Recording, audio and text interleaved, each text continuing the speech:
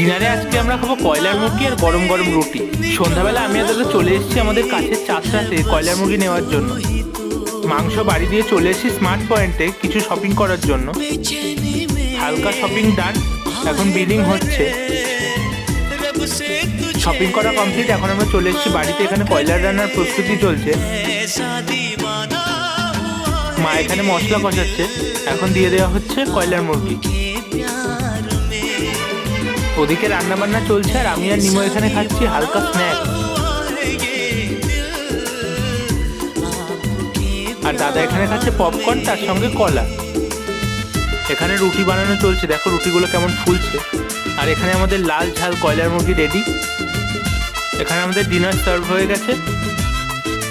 কয়লার মুরগির টেস্টটা আজকে সত্যি খুবই ভালো হয়েছে। তো আমরা এখন আমাদের ডিনার শেষ করি। টাটা তোমাদের সবাইকে।